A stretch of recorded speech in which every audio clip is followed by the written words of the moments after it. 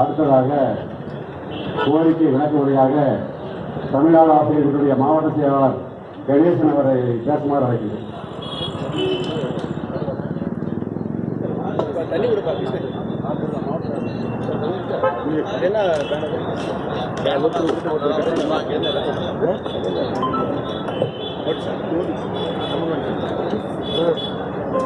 தமிழ் அன்னையும் தமிழ் மங்கையும் வழங்கி தமிழ்நாடு தொடக்க கல்வி ஆசிரியர் இயக்கங்களின் கூட்டு நடவடிக்கை குழு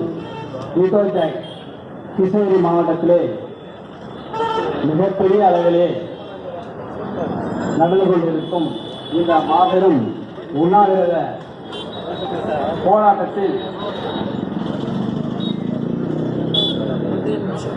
உண்ணாவிரத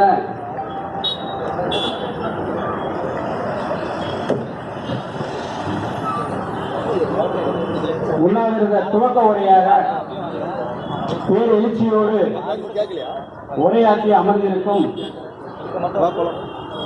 பொதுச் செயலாளர் தமிழ்நாடு ஆசிரியர் மன்றத்தின் பொதுச் செயலாளர் அண்ணார் ராபின்சன் கேடர் அவர்களை,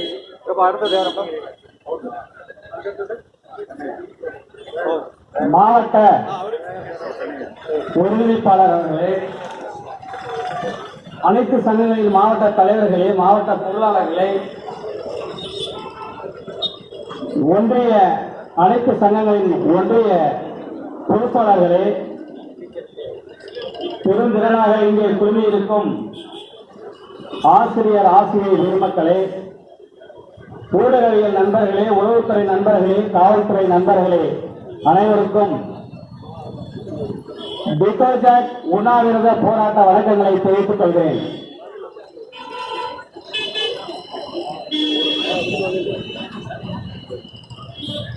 இந்த 243 என்பது உயிர்ப்புள்ளி நோய் மாதிரி. ஏனென்றால் ஒவ்வொன்றாக நாம் 30 அம்ச கோரிக்கை கேட்கிறோம், 12 அம்ச கோரிக்கை கேட்கிறோம். அதுக்கு அமைச்சர்களை போடுறாங்க, ஐஏஎஸ் போடுறாங்க, குழு போடுறாங்க, கிடப்பில போடுறாங்க. நான் கேட்பது ஒன்று, அவர்கள் பிரிப்பது ஒன்று. கொரோனாவை விட கொடிய இந்த ஜீவோ நமது வாழ்வாதாரத்தை அழைத்துவிட்டது. ஆட்சியாளர்கள் சங்கங்களை பிரித்து சூழ்ச்சாள்வது, எப்படியெல்லாம் இந்த அரசு ஊழியர்களையும் ஆசிரியர்களையும் ஒடுக்குவது என்ற தீய எண்ணத்தோடு செயல்படுகிறார்கள். கடந்த அனைத்து அண்ணா திராவிட முன்னேற்ற கழக ஆட்சியிலே நாம் 10 ஆண்டு காலமாக போராடிக் கொண்டிருந்தோம். அப்பொழுது போராட்ட களத்திற்கு வந்த மாண்புமிகு முதலமைச்சர் அவர்கள் என்ன சொன்னார்? நமது அண்ணன் வெங்கடேசன் சொன்னதை போல, அண்ணன் தேவர் சொன்னதை போல, நாங்கள் இருக்கிறோம், உங்கள் ஆட்சி, நமது ஆட்சி மலரட்டும், அத்தனை கோரிக்கைகளும் நாங்கள் வழங்குகிறோம் என்று சொன்னார்கள். செய்யவில்லையே. ஏன்? நாமெல்லாம் வாக்களித்து விட்டோம், உங்களை ஆட்சி கடையில் அமர செய்தோம், நன்றி இல்லை. எங்களையெல்லாம் இங்கு வேகாத வெயிலில் அமர செய்த உங்களை ஏற்பதற்கு வெகு தூரம் இல்லை, வெளியில் இருக்கப் போகிறோம். ஏனென்றால் உங்களுக்கு வாக்களித்த வயிற்றில் பேசுகிறோம். எங்கள் வயிற்றில் அளிக்காதீர்கள், நீங்கள் விளங்க மாட்டீர்கள் ஆட்சியாளர்களே.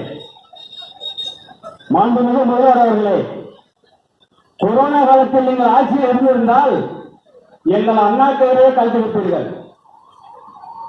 இது நன்றாக தெரியும். 13 ஆண்டு காலமாக ஆசிரியர்களும் அரசு ஊழியர்களும் போராடுகிறார்கள். இந்த போராட்டத்திற்கு ஒரு வெளியே இல்லையா என்று பொதுமக்கள் பேசுகிறார்கள். காரணம், ஆட்சியர்களின் லட்சணம் தீக்கடையில் தெரியுது, பொதுமக்களுக்கும் தெரியுது. ஒரு சில காலத்தில் ஆசிரியர்கள் போராடுகிறார்கள் என்றால் பொதுமக்கள் இவர்களுக்கு சம்பளம் பத்தவில்லையா போராடுகிறார்கள் என்று பேசுவார்கள்.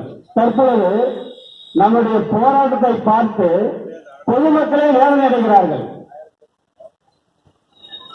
காரணம் அவர்களுக்கும் தெரிகிறது எத்தனை போராட்டங்கள், எத்தனை ஆர்ப்பாட்டங்கள்,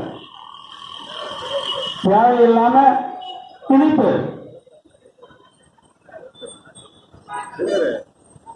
ஓபிஎஸ் இபிஎஸ் இருவரையும் அட்ரஸ் இல்லாம செஞ்ச எங்களுக்கு இந்த சிபிஎஸ்சி எம்இசி உங்களுக்கு செய்ய முடியாதா? தகுதி இல்லையா? திராணி இல்லையா? இபிஎஸ் என்ன சொன்னாரு? தொடக்கப்பள்ளி ஆசிரியர்களுக்கு 80,000 சம்பளம் சொன்னாரு. ஆளை இல்லாம பண்ணிட்டுமே. ஓபிஎஸ் இல்ல, இபிஎஸ் இல்ல. எதற்காக உங்களை ஆட்சி கட்டளை அமர்த்தும்? மாண்புமிகு முதல்வர் அவர்களே, சிபிஎஸ் வேண்டாம்னு சொன்னோம். பலாயிரக்கணக்கான ஆசிரியர்கள் சிபிஎஸ்ஸில் செத்து மடிகிறோம். பழைய ஓய்வூதிய திட்டம் வேண்டும் என்று எத்தனை காலமாக நாங்கள் போராடுகிறோம். இதெல்லாம் உங்கள் கண்ணுக்கு தெரியவில்லையா? அண்ணா வெங்கடேசன் அவர்கள் தெளிவாக சொன்னார். எம்இசி பத்தி நிறைய பேர் பேசுவாங்க, பேசிக்கிட்டு தான் இருக்காங்க. சொல்லி சுத்திட்டே இருக்கு. டீச்சரை காணோம், வேண்டாம், பக்கத்து வீட்டு மாடி மேல இருக்காங்க. தவறு இல்லை.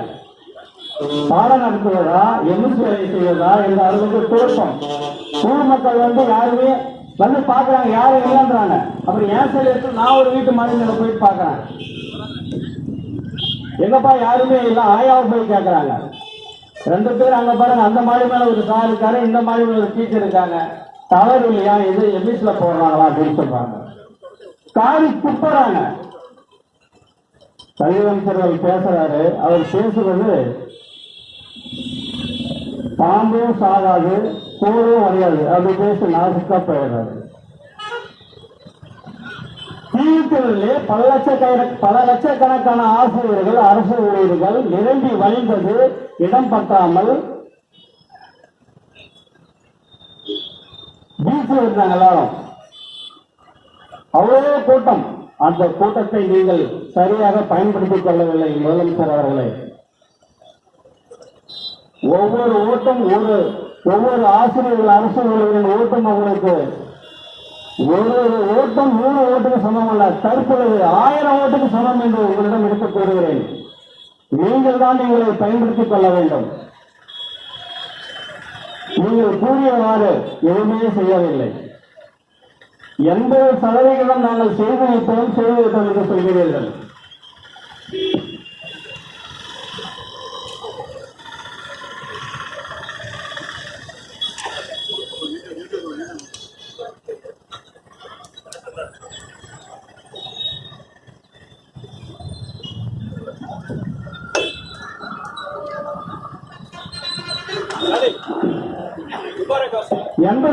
செய்துவிட்டோம் என்று மாண்புமிகு முதலமைச்சர் அவர்கள் சொன்னார்.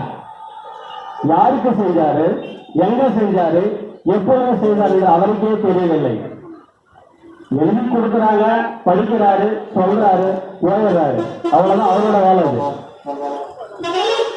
அமைச்சர் ஒன்று சொல்றாரு, ஐஏஎஸ் ஒன்று சொல்றாரு, இடையில இருக்கிறவங்க சொல்றாங்க, எதுவுமே நடக்கிறதில்லை. அப்ப எதுக்கு இந்த அரசாங்கம்? இவங்க நம்பி ஏன் நம்ம ஓட்டு போட்டோம்? நம்முடைய வாழ்வாதாரத்தை அளிக்கிறாங்களே, இவங்க தேவையா? நமக்கு தேவையில்லை. செய்தால் பார்ப்போம், செய்யவில்லை என்றால் மாற்றி விடுவோம். நாம் இல்லை என்றால் ஆட்சியாளர்கள் இல்லை. அரசு ஊழியர்கள், ஆசிரியர்கள் கலைஞரின் செல்ல பிள்ளைகள் என்று கலைஞரே சொன்னார். அவர் நன்றியோடு தான் இருந்தாரு. காமராஜர், அறிஞர் அண்ணா, கலைஞர், புரட்சி தலைவர் எம்ஜிஆர், ஜெயலலிதா இவரெல்லாம் காலகாலமாக கொடுத்தது எல்லாம் இப்ப இருக்கின்ற மு.க. ஸ்டாலின் அரசு பறிக்கிறது. எதற்காக பறிக்கிறார்கள் என்று அவருக்கு தெரியாதா?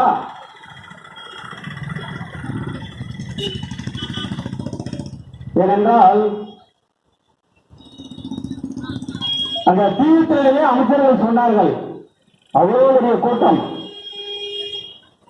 மாண்புமிகு முதல்வர் அவர்கள் என்ன செய்ய போகிறார் என்று எங்களுக்கும் தெரியவில்லை, நாங்களும் ஆவலோடு எதிர்பார்க்கிறோம் என்று கல்வி அமைச்சரும் சொன்னார். அடுத்தது அலுவலகத்துறை அமைச்சர் சேகர்பாபு அதே சொன்னாரு. நாங்களும் மிகப்பெரிய எதிர்பார்ப்போட உங்களை போல் நாங்களும் அமர்ந்திருக்கிறோம். அறிவிப்பாருன்னு சொன்னாரு. பொன்முடி அமைச்சரும் சொன்னாரு, எல்லாருமே சொன்னாங்க. வந்தாரு, நிதி இல்லைன்னு சொல்லிட்டாரு. நிதியே இல்லையா? பத்திரப்பதிவு துறையில 4 மடங்கு ஏற்றிட்டாங்க. பத்திரப்பதிவு துறை தலைகீழா போயிடுச்சு. அணில் அமைச்சர் எல்லாரோட பாவத்தில் விழுந்துட்டு உள்ள போயிட்டாரு. அவர் பல மடங்கு ஏற்றிட்டாரு. ஜீரணிக்க முடியாத அளவுக்கு கரண்ட் பில்லை ஏற்றிட்டாரு. 8000, 15000, 20000, 30 அப்படியே டபுளா ட்ரிபிளா போயிட்டே இருக்கு. கேட்டா ஜம்ப் ஆயிடுச்சு சார், ஒன்றும் பண்ண முடியாது, அரசாங்கமே பிக்ஸ் பண்ணி இருக்கின்றாங்க. அந்த நிதி எல்லாம் எங்க போகுது? பொதுமக்களோட வரி பணம் எங்க போகுது? நிதி இல்லைன்றீங்க. பெட்டி இருக்கு, சாவி இருக்கு, பூட்டு இருக்கு, உள்ள ஒண்ணு இல்லைன்றாங்க. ஏன்னா எல்லாமே பகிர்ந்து கொள்ளையா இருக்கு, எல்லாருக்கும் தெரியுது. அப்படியே பேச பேச போக அரசியலா மாறிடுமான்னு பாக்குறேன்.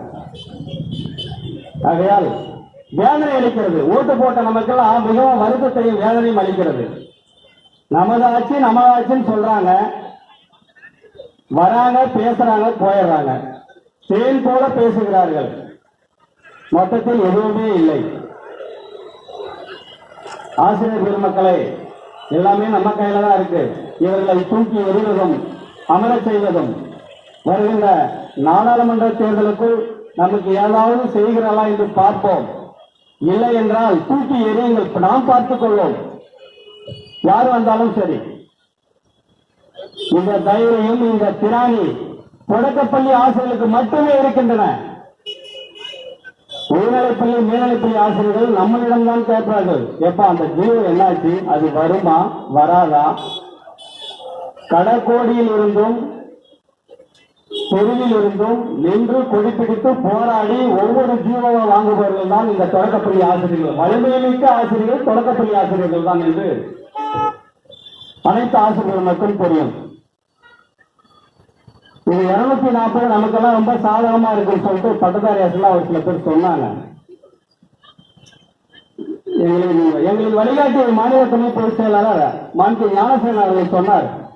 மிக அற்புதமாக இன்னைக்கு 2 நாளா மெசேஜ் போட்டிருக்காரு. அதை தெளிவா படிச்சு பார்த்தாலும் தெரியுது, எல்லாருக்குமே அதுல பிரச்சனை இருக்கு.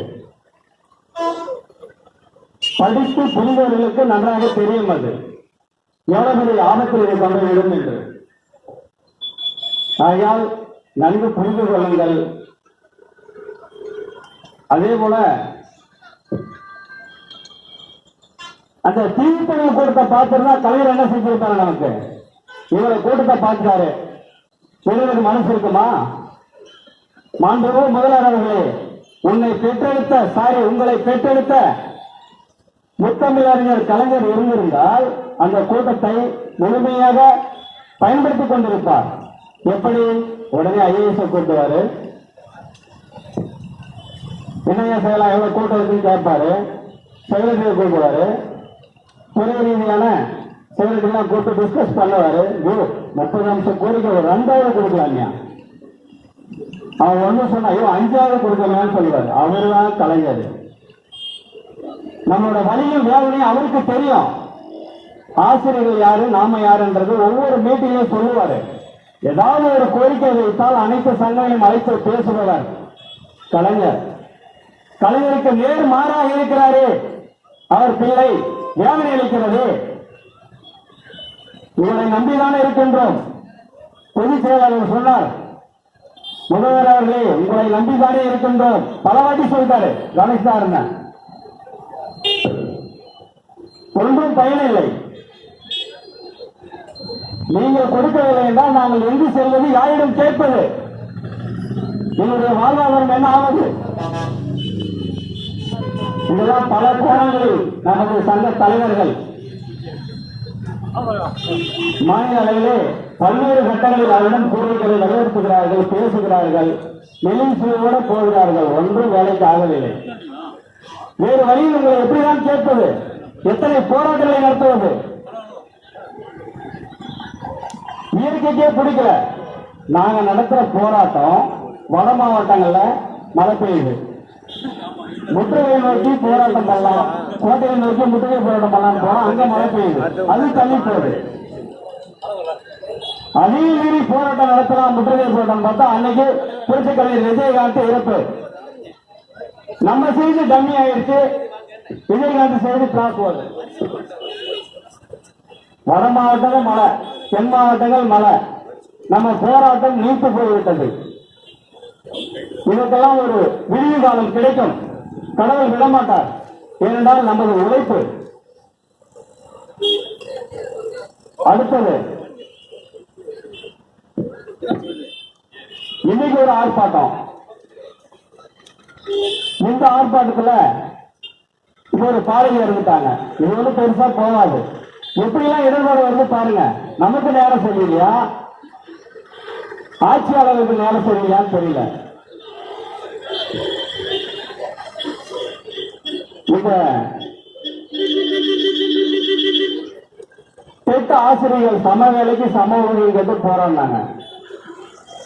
பாவம், பனி மழை வெயிலும் பாராம குழந்தை குட்டியோட ஃபேமிலியோட போயிட்டு நீங்கள போராட்டம் பண்ணாங்க. உப்பு கட்டாக போகிறாங்க. இது நமது ஆட்சியா? முதல்வர் அவர்களே, வெட்கக்கேடான செய்தி. ஒன்று கட்டாக போகிறது, குழந்தைங்க கட்டுது, பெண்ணாசிரியர் மக்கள் அழுகிறார்கள், ஆசிரியர்கள் அழுகிறார்கள், மயங்கி விழுகிறார்கள். இதையெல்லாம் கருத்தில் கொள்ளாமல் அவர்களை குண்டு கட்டாக தூக்கி அரசு பண்றீங்க. இது எந்த விதத்துல நியாயம்? ஓட்டு போட்ட எங்களுக்கே இந்த நிலைமைன்னா இன்னும் மற்றவங்களுக்கு என்ன நிலைமை? அந்த வயசிற்கெல்லாம் அவங்களை சும்மா விடாது. மாண்புமிகு முதல்வர் அவர்களே, நீங்கள் சற்று எண்ணி பார்க்க வேண்டும். ஆசிரியர்களின் அவலநிலையை போக்கவில்லை என்றால் உங்களை நாங்கள் தூக்க தயாராக இருக்கிறோம். திரும்பி பாருங்கள் எங்களை. தமிழகம் முழுக்க, தமிழக மாவட்டங்களில் இன்று பெரும் திரளாக மிகப்பெரிய அளவில் இந்த மாபெரும் உண்ணாவிரத போராட்டம் நடைபெற்றுக் கொண்டிருக்கிறது. உங்கள் செய்தி, உங்கள் செவிக்கு இந்த செய்தி வந்து சேரும். உளவுத்துறை நண்பர்கள் எண்ணிக்கையை கொடுப்பார்கள். வாங்கி கிளப்பிட போடாதீங்க, சற்று யோசித்து பாருங்கள். உங்கள் நிலைமை நேர்மாறாக மாறிவிடும் என்று இதன் வாயிலாக தெரிவித்துக் கொள்கிறேன். அன்பார்ந்த ஆசிரியர் பெருமக்கள், ஒன்றிய தலைநகரிலே இதுக்கு முன்னாடி நடந்த போராட்டத்தில் 220 ஆசிரியர், பெண் ஆசிரியர்கள் 120 பேரும், ஆணாசிரியர் 100 பேரும் வந்தாங்க. 220 பேர். இது வந்து எந்த போராட்டத்தில் அப்படி கலந்துக்கல. 220 பேர் வட்டார கல்வியகம் முன்பு பெரும் திரளாக எழுச்சியோடு, வருத்தத்தோடு, வேதனையோடு பங்கேற்றிருந்தாங்க. அவங்க எல்லாமே நீங்க வந்திருக்காங்க. ரொம்ப பெருமையா இருக்கு. இந்த கூட்டத்தை பார்க்கும்போது பெண்ணாசிரியர் பெருமக்கள்லாம் எவ்வளவு வேதனையோட இந்த வெயில வந்திருக்காங்கிறது பார்க்கறது ரொம்ப நிகழ்ச்சி தான். ஆட்சியாளர்களுக்கு எல்லாம் புரியவில்லையே. எப்படியும் அரசு ஊழியர்கள், ஆசிரியர்கள் நமக்கு தான் வாக்களிப்பார்கள் என்று அவர்கள் எண்ணுகிறார்கள். நமது வேதனையும் வலியும் அவர்களுக்கு தெரியவில்லை. மேன்மேலும் திணிப்பு, எத்தனை போராட்டங்கள், எவ்வளவு வலிகள், வேதனைகள் திரும்பி பார்த்தீர்களா? யாரும் பார்க்கவில்லை. எல்லாம் நம்ம கையில் உள்ளது. நண்பர்களே, இனிவரும் காலங்களில் நாம் திருந்தாவிட்டால் ஒவ்வொன்றாக நமது சலுகைகள் பறிக்கப்படும். நம்ம வீட்டுக்கு அனுப்பிச்சிருவாங்க. இவர்கள் கொரோனா காலத்தில் ஆட்சியில் இருந்ததால் தலைக்கு 5000 ரூபாய் சம்பளம் கொடுத்திருப்பாங்க. அந்த 5000 ரூபாய் நம்ம செஞ்சிருக்க முடியாது. இவங்களை பார்க்கும்போது அவங்களே பரவாயில்லன்னு தோணுது.